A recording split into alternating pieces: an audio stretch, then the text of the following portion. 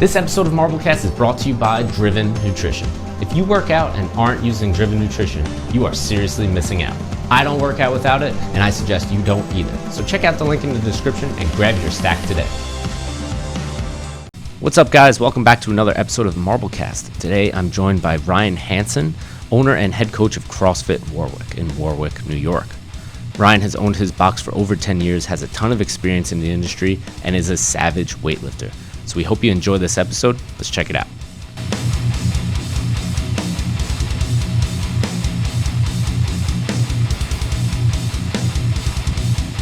All right, welcome back to another MarbleCast. I'm your host, Joe Marble, and today I'm joined by special guest Ryan Hansen from CrossFit Warwick, the owner and operator. Ryan, what's going on, man? Nothing much over here, hanging out, having a great time. Is it snowing by you? As a gym owner. Yeah. Is it snowing by you? Yeah, it's snowing. We got like an inch or two out there, I don't know, something like that. I'm inside the gym though. There's no windows, so I'm like, I don't know what's going on in the outside world. I'm just here. Well, congratulations on the newborn you got there and being a dad. Thank you, sir. Yeah, man. Thank you, sir. And we're going to get right into a little background on you. So, Ryan, you and I met maybe 7 years ago, maybe 2014, at the Level 2 USA weightlifting with Leo Totten at your gym. Yeah, that was a wild time. Yeah, man. That was the first time I met you. I thought your gym was awesome because you guys had a lot of weightlifters, and I was really into that. And I really wish I could have been more a part of that, but you guys were like 2.5 hours away from me, so it was a long drive. Yeah, it's a pretty long drive. We're kind of in the middle of nowhere, but we're like center to kind of everything. It's a good drive for everything. But yeah, we had a lot of weightlifters. We opened the gym in 2010, and then kind of went from there. It's been a wild ride. Yeah, man. What got you into CrossFit? What made you want to open a gym? So I got out of the Marine Corps in 2007, June 2007. I found it through Muscle and Fitness CrossFit, and I was looking for something to do like group setting wise, where like a bunch of people were pushing themselves to get better. Like when we worked out in the Marine Corps, it was like a group of guys got together, girls, whatever it is. We all worked out together, or trained together, and then we got better. So I was like, I want to find something similar, and I found that in CrossFit Montclair. That's where I started. Gorilla Fitness they're more known now. That's where I started. I think that's where I took my level 1 over there. Nice. Yeah. Nice. They do a level 1 CrossFit like every weekend. Yeah, they were doing them for a while. Gorilla Fitness was, and then I don't think they do them as much anymore, mainly because of COVID stuff. But I don't think they were doing them as much. Yeah. Morristown, I think, was doing them. Gorilla was doing them for a little bit, or Montclair. So you opened your box 10 years ago, and I imagine that, like me, when you're first introduced to CrossFit, you get this like crazy high, and you just want to talk about it like with everybody, and you just fall in love with it. So you're like, we got to share this with the world, and everybody needs to know about CrossFit. I imagine that's the same kind of effect you had. Yeah, man. I think that's, you're like, this is the best stuff. Coming from the Marine Corps, running miles and doing push-ups and calisthenics, and then, trying to get into weightlifting or just lifting weights in general, like bodybuilding style. You're like, CrossFit's like the best of both worlds, man. You're getting everything. So you're trying to tell everybody about it. Like, the running on a treadmill or walking on a treadmill looking at a magazine ain't helping you. Doing some machines, 3 sets of 10 and going home ain't helping you either. So come try this thing out. Like, even if you don't like it, you got to try it out. I'm a huge proponent of that. But, like, trying to talk to everybody about it is a huge thing. Yeah, and you had your gym for 10 years, which you got into it way early, which is awesome. What is it like going through that journey from 10 years ago, 11 years ago, till now? Well, aside from COVID, first, I guess. Yeah. Aside from COVID. Well, like you open up a gym and you're like, oh man, CrossFit's like in your world, like in my world at the time, CrossFit was like the number one thing. Like any social media I opened, like I only saw CrossFit athletes, or I talked about CrossFit, went to CrossFit websites. So I was like, man, the world is ready for a CrossFit gym. I open up our gym in Warwick, And we literally fucking sat there for three months. Like, no one walked in the door at all. Like, no one even knew what the hell it was. So like, it was the big thing was for me was like trying to get the word out, like what CrossFit is and what it is to the world. And that's the continuing battle. Like, so from day one, that was our battle to get the word out what CrossFit is and what it does for everybody. Just, in general, what does it do for all of us? So it hasn't really changed, even with COVID. Like, hasn't really changed since then. Trying to get the word out what CrossFit is, because some people know about it, and then kind of goes from there. Yeah, I think the biggest people about it. I think the biggest mistake people made, and I include myself in this, is like you open a gym thinking you open the door and a lot of people are just going to flood in and be like, oh man, we want to try this CrossFit thing. And then you open the door and you nobody's lined up and you forgot to market and you're like, oh shit. Yeah, I mean, there's marketing, but there's like, you need some sort of marketing, but I'm not a huge proponent of that. Like, I barely do any. Besides like the social media, everything once in a while, you'll pay for an ad or something, but like just taking care of your people and making sure they're all right. I think that's what you need to be doing. I've been on a bunch of affiliate calls lately. I don't know if you got to get on those, but the affiliate calls with other affiliate owners, and it's like everyone's in the same boat. It's like you just got to get out there and get people like interested in CrossFit, and your social media post probably won't do it, but it might. Who knows what's going to get them in. But taking care of the people that are already in your doors and making them fit, making them happy, and making them go out and talk about what they do in here. So you've been talking to David Osario? So David Osario, I was on a call with Greg Arsenic, the owner of Gorilla Fitness, and then I ended up on another call with David Rice, the owner of CrossFit Buffalo, and we're all in the same boat. Everyone's kind of that has gotten through this COVID stuff is all about roughly the same kind of like, we lost 30% and we're growing. We're trying to get back up to that number. Yeah. That's pretty much. Yeah, I mean, my approach was just to talk to other gym owners. So last week I talked to Ron Yellen of CrossFit Greenpoint. This week I'm talking to you. Oh, and then if I can get some more people on the podcast, that's how I've been doing it. Yeah, man. I haven't seen Ron in a long time. He's a good guy. Yeah. I like him. Yeah, he's been he's coming along with this. It's tough for everybody, as you know. Yeah. So no, I mean that's what we talked about. It's COVID's tough, right? Like, I think I'm in a different realm. Like, being in Greenpoint, he's got like in the city. But a lot of people move out of the city. You might have had some of those people too, where they move out of the city. They still have this option to get into the city because the city's like closed down. So yeah. New York City is closed, and people don't want to live there anymore. You can't go to your local bar, but you come up here, you could do that, and it's an hour away. Right. And everybody's working from home anyway. So it's like, well, I'm going to get the hell out of the city. I ain't paying these rates I'm paying anymore. I'm going to come up here. And then I had a lot of people move recently and now joined our gym here. So yeah, I mean, it's been wild. Yeah, it's such a weird experience where like you'll see people leave the city because there's nothing there now. But I think it's going to open up again. I think it's just going to take a little bit of time. Yeah. It just sucks. Everything's coming back. It's just going to It's going to take some time. Right. Everything's going to open back up. It's going to be fine. We're going to be okay. Yeah. So for anybody who doesn't know Ryan's a really strong weightlifter, and he sort of took his career from CrossFit to weightlifting. You can correct me if I'm wrong, but really strong, badass weightlifter. And talk to me about your transition from CrossFit to weightlifting.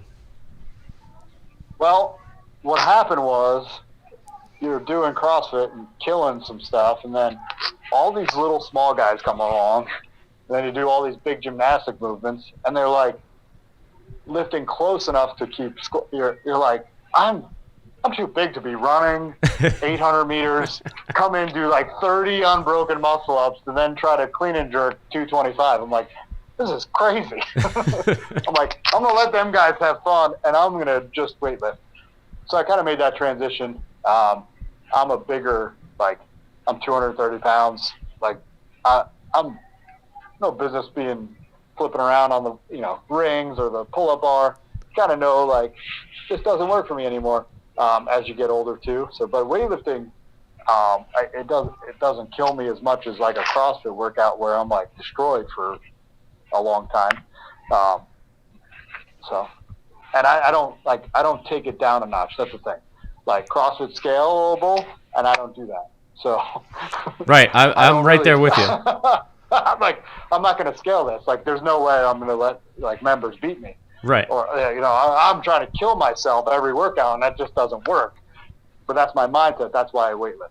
That's why my coach gives me percentages or tells me to hit these certain numbers and do that, and I'm held accountable over there. When I'm in here and I'm the only guy in here, and I'm like, fuck, like I'm going balls to the wall. I might die in a minute, but I'm gonna try to win this workout. I'm gonna win the warm up. That's how I am. So that's why I made the transition to weightlifting, and then I like to compete, so I compete in anything. Yeah. And then weightlifting's like I'll still throw down in a CrossFit competition, even though I have no business throwing down in a CrossFit competition. But I'll go do it. I'll sign up tomorrow for one. Like, I'll go. Let's go. I don't care. But I just like to compete. So that's where weightlifting kind of was like my thing. Was like, oh shit, I can compete like almost all the time. And weightlifting is you're competing in weightlifting. It's known. I got to pick more weight than you or whoever, and that's it. And then I can do it again next weekend, and I can do it again next weekend. May not be the best way, but it's a way. Oh, I'm right there with you, man. So I'm in a similar boat where like I'm in the gym all day, so I essentially just max out all the time, but in a like not really max, but like just I'm hitting heavy lifts all the time. And I think CrossFit's really good to use it like once or twice a week if you're doing more weightlifting heavy stuff. So if you're going super heavy all week and without all of the super light accessory work, your body will break down a little bit more. At least I found that's what happens to me a lot. So I find that throwing in 1 or 2 light CrossFit workouts a week, I help reset my body. Maybe I'll be sore for a couple of days, but at least it helps me reset and rework everything as I'm continue to hit snatches, jerks, and I squat 50 fucking times a week. So it is what it is. I literally just added in, like I just did a CrossFit workout this morning, and then as like I knew I was going to lift somewhat early this morning. I lifted at 8 a.m.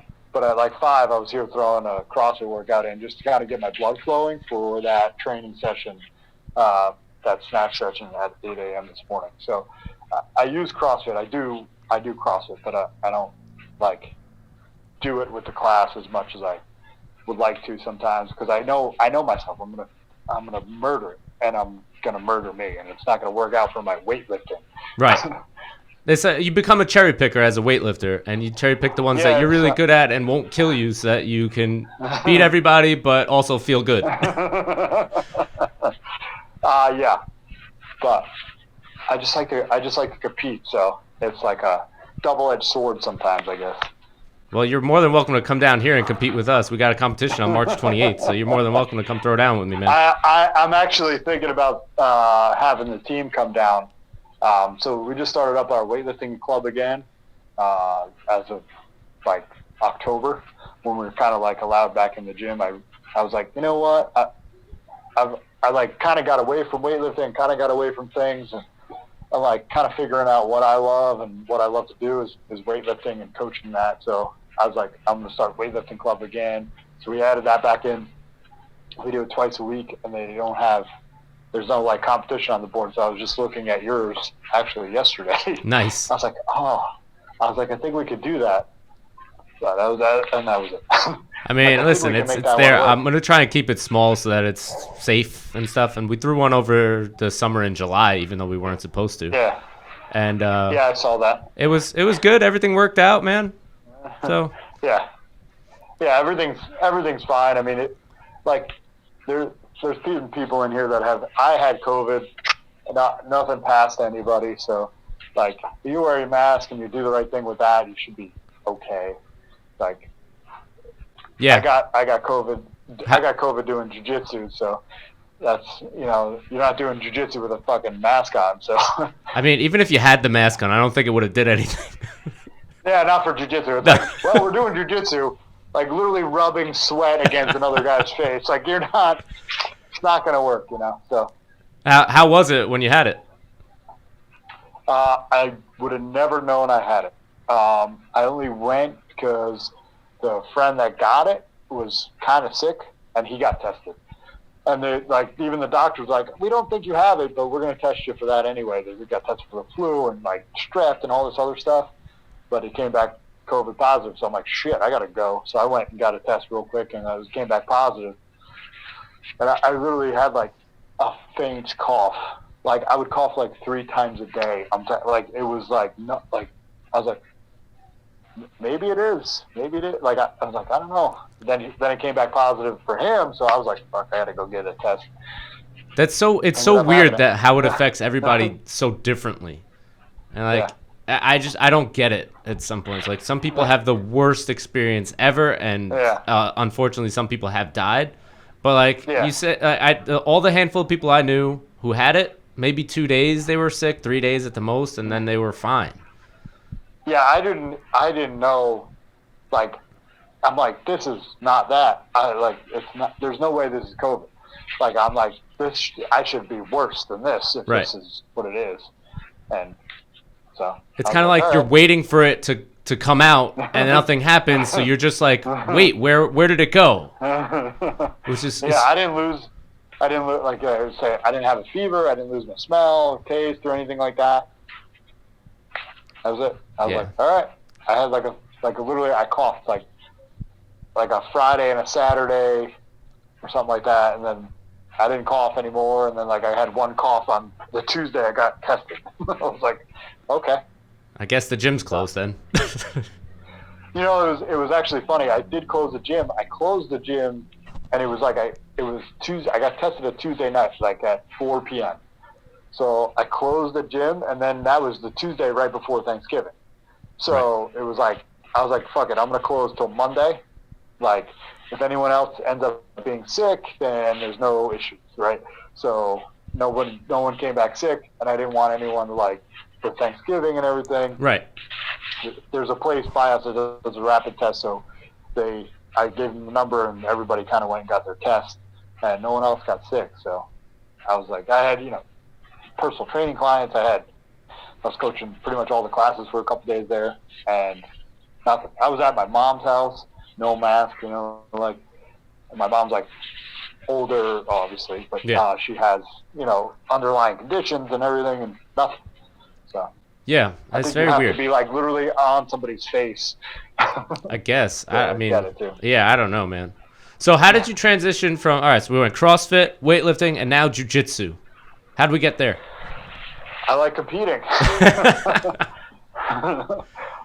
No, I started doing jiu-jitsu as like a cardio thing. They opened up a studio in my town, so I was like, oh, I've always wanted to do jiu-jitsu from years ago, so let me go do some jiu-jitsu, and then you could compete in it. So then I started competing in it because I'm crazy. But like I said, I just like to compete. And it's like it's like learning a new sport, like one of CrossFit things, like learn and play new sports, and that's like kind of been always my thing. Like I always try out anything. Like I did bobsled for a little bit there. Like the same thing. I'm like, oh, I'll give this a go. Put some spikes on and run on ice and jump in a sled. This is great. Let's do it. This is awesome. So like all of that stuff. So like I'll try anything and try to make try to be good at anything to give it hell, Yeah, man. That's awesome. That's what it's all about. Yeah, man. It's all about getting out there and staying active. And that's where this COVID shutdowns, it's like they shut the gyms down, which is the one place where people could be active and improve their lives. And it's just, it's unfortunate the way it turned out for a lot of people. Oh, yeah, man. Yeah, a lot of people ended up closing and doing all kinds of craziness. So. Yeah, it sucks, man. But I'm glad you're still out there. I'm glad your gym is still open and you're able to train. I watch your videos and I'm like, oh, man, I got to hit a triple at 140 now. But I do it from blocks and I cheat. I don't stand up all the way like you do. My coach is Dane Miller from Garage Strength, and I was texting him. I'm like, I'm gonna die or I'm gonna get better, and I'll probably get better. But like, it's It is not fun. Yeah. It's hard training. That's real. Like triples at 140. It's hard. Yeah, that's a lot. It is not fun. Yeah. Yeah. And then we got like today I got to do doubles at 143, 6 sets, 2 cleans and then 1 jerk. I'm like I don't want to do that. Yeah. Oh man, I don't know if I can hang with that program. See, I'm more of like the one and done kind of set. I move up, I move on. I am a huge proponent of that. So when Donnie Schenkel was here, that's what we did. We maxed out for the day, and if we didn't hit a PR, we would do doubles. That was our volume. So it gave you incentive to hit a PR, or if you didn't, like it wasn't your day, back it off and hit doubles. So I trained that way for like 3 or 4 years. Like that's how we trained. Came in, above the knee was Tuesday, and below the knee hang on Thursday, and then from the floor on Saturday, max it out. How did you get percentage work? When I first met you, I think Donnie Schenkel had already left your gym, but I think I'd ask you, and how did you end up with Donnie Schenkel in Warwick, New York? So you just ask, and that's what happened. I was like, literally, that's what I was like. Hey, do you ever want to coach here? We'll get a spot for you. And then like he did a seminar here. I said, hey, do you ever want to coach? Let us know. We'll figure it out. So we haven't heard from him. He was in Japan for a little while there. I sent him an email and I said, hey, how's everything going? Just wanted to throw it out there. I know you're like in Japan and all over. If you want to come back to the U.S., the offer still stands. And he's like, I think I'm going to take you up on that. I'm like, all right, awesome. Like, I got to figure that out now. But, it was good to have him here. I learned a lot from him. Like his coaches, he just pretty much everything, he absorbs everything that he learned from his coaches, Glenn Pendelay and Ivan Ojehoff and stuff like that. So it's like, you're literally just learning, like, he's telling you what they would have told him. So it's like, it's awesome. Yeah. So what was the biggest takeaway from having Donnie Schenkel? Like, what's the biggest piece of advice you got from him that you remember? Or that stuck with you? I don't know. Biggest piece of advice, train. Like, train to be a champion. And I train to be, like, think every day like you're trying to be the best. Be best yourself. And I think a champion over yourself more than not necessarily like, oh, I'm going to be a champion of, like, I'm going to be a world champion or something like that. I think of it like train to be I like to be a champion of yourself. Like, I'm going to beat myself. Like, today I got 143, right? Like, last week I did 140.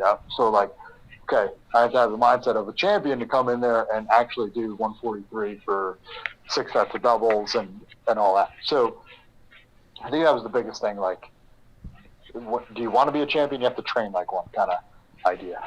I think that was the biggest one. I like that. And I'm a huge fan of the train to your daily max or even your moment max. I kind of just made a video about that. And that's kind of the way I attack it. I'm in the gym 6 days a week. I'm going to hit the heaviest I can on that day. And if it's not there, I either take a nap or I bring it down and do a little volume, like you said. It's the best way to train. It's literally the best way to train. I think what adds to that, besides going to max, is the group. You need a group of people, because if you go into the gym by yourself, that's going to get shitty quick. Trying to max out all the time. But if me, you, and Dan Dodd and a couple other people are in there throwing around, I'm going to try to beat Dan. I'm going to try to beat you. I'm going to try to beat this one. And, I'm trying to chase somebody. You're trying to catch me. There's a reason I'm trying to go to, my max weight. So there's incentive like maxing out every day, but also having a group that's you need one person to chase you and then you chasing somebody else. So. Well, hopefully one day I would love to get a training session with you, Dan, and whoever else can join us, and we could just throw down and fuck shit up.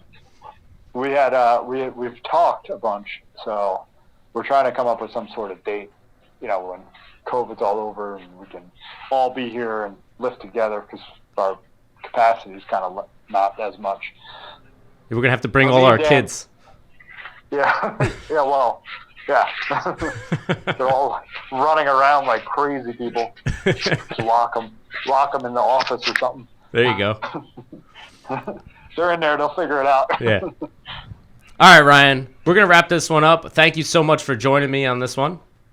I appreciate you. Thank you, man. Thanks for having me. Yeah, man. Best of luck in CrossFit Warwick. If anybody's out there and in Warwick for some reason, go train with Ryan. He's awesome. He's a savage lifter, and he's going to beat you in CrossFit if you try to beat him. So probably not. I'll try, but probably not. Don't you tempt him to run. No.